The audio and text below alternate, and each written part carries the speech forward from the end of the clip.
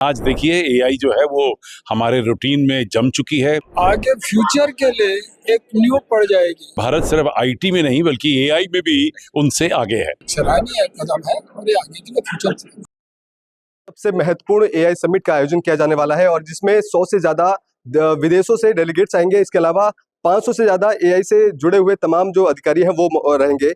उम्मीदें लगाई जा रही हैं कि इस एआई समिट के बाद जो भारत है वो और विकास की ओर बढ़ेगा। इसी मुद्दे पर हमारे साथ खास बातचीत करने के लिए मौजूद हैं संदीप मारवा जी। संदीप जी, क्या कहना चाहेंगे, एआई समिट को किस तरह देखते हैं और भविष्य इसका क्या रहने वाला है? सबसे पहले तो मैं भारत सरकार को तहे दिल से बहुत बहुत मुबारकबाद देना चाहता हूं, जिन्होंने अंतर्राष्ट्रीय स्तर के ऊपर एआई को लेकर एक ज़बरदस्त यहां पर समिट रखी है। साल पहले हमारे आदरणीय प्रधानमंत्री एआई की समिट अटेंड करने के लिए विदेश गए थे। यहां पर हमारे देश में लोग थोड़े से भौचक्के से रह गए थे कि ये एआई क्या है, इसका क्या नुकसान होने वाला है, तो लोग नेगेटिविटी की तरफ ज़्यादा ध्यान दे रहे थे। लेकिन जब उस समिट को अटेंड करके जब प्रधानमंत्री वापस आए और उन्होंने कुछ ऐसे शब्दों में अपनी यात्रा का बयान किया, वहाँ से शायद लोगों की आंखें खुली। और मुझे उम्मीद है कि 100 से भी ज़्यादा देश जो इस वक्त यहाँ हमारे इस समिट को 16 तारीख से यहाँ ज्वाइन करने के लिए आ रहे हैं, उन्हें ये पता चलना चाहिए कि भारत सिर्फ आईटी में नहीं बल्कि एआई में भी उनसे आगे है। और जहाँ तक एएफटी की बात करूँ, हम लोग पिछले करीब 5 साल से हमारा यहाँ डिपार्टमेंट ऑफ एआई चल रहा है और हम लोगों ने एआई के ऊपर पहले वर्कशॉप, फिर सेमिनार, फिर सिंपोजियम, फिर इंटरैक्शन इंडस्ट्री के साथ रखी हुई है।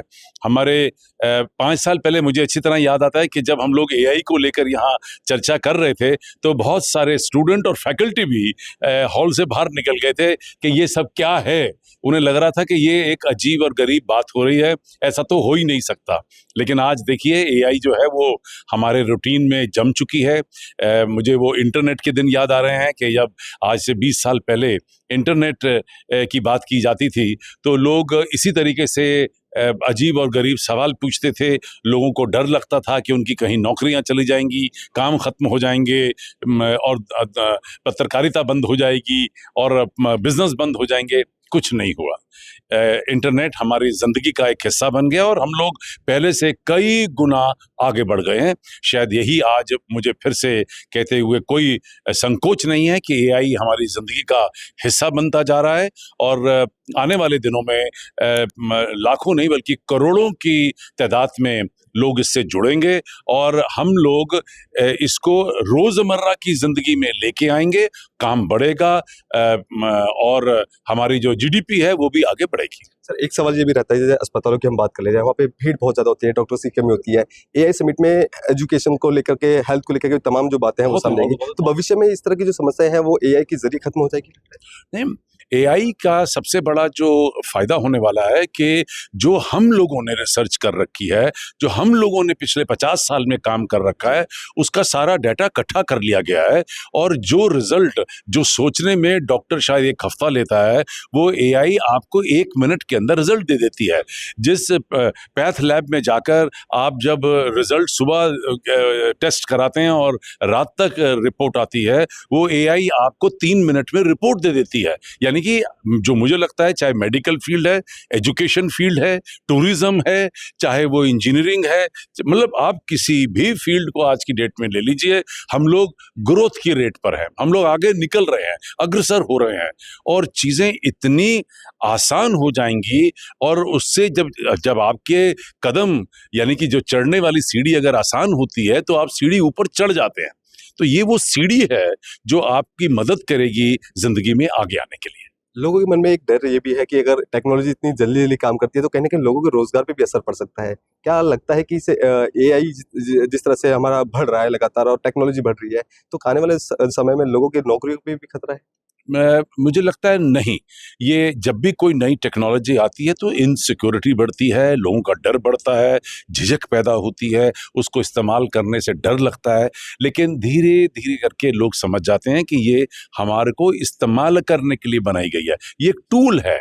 जैसे कि कैमरामैन के लिए भले ही कैमराज जो हैं वो अलग अलग बदलते रहेंगे, आप समझ रहे हैं मेरी बात को, जो नए कैमरे आ गए, नए टेक्नोलॉजी आ गई, लेकिन फोटोग्राफी तो करनी पड़ेगी।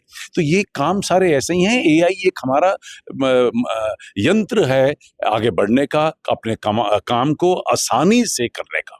Thank you so much. इस मुद्दे पर हमारे साथ खास बातचीत करने के लिए मौजूद है उत्तराखंड के पूर्व सीएम तीरथ सिंह रावत जी। सर, किस तरह देखते हैं एआई समिट का आयोजन किया जा रहा है और विदेशों से बड़े जो मेहमान हैं वो भी यहाँ पे आने वाले हैं, क्या भविष्य कैसा रहेगा? कल भारत मंडपम में एआई समिट का कार्यक्रम, और जिसमें कि अन्य कंट्रियों से भी अच्छे अच्छे सेलिब्रिटी वहाँ आएंगे, तो वो आगे फ्यूचर के लिए एक न्यू पड़ जाएगी। और मैं कह सकता हूँ कि ये और आगे विस्तार के रूप में काम करेगा। और माननीय प्रधानमंत्री मोदी जी जिस तरह काम कर रहे हैं और देश के लिए, नौजवानों के लिए, महिलाओं के लिए, हर क्षेत्र में इस देश को आगे बढ़ाने का जो काम कर रहे हैं, विकसित भारत की ओर इस भारत को ले जाने का, तो उसमें भी ये दिखेगा और एक सराहनीय कदम है और ये आगे के लिए फ्यूचर।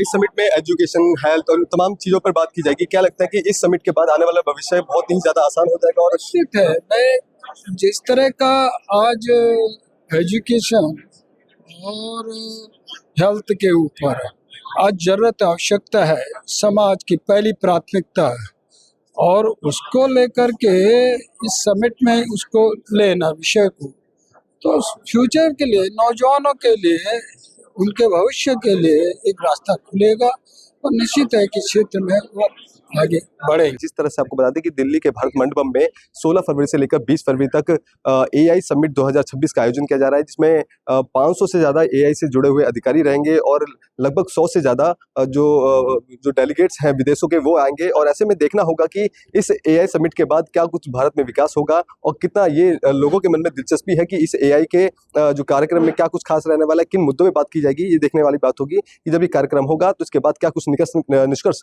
सामने आता है। कैमरा पर्सन कमलेश कुमार के साथ मैं संदेश सक्सेना, पंजाब केसरी.com, दिल्ली।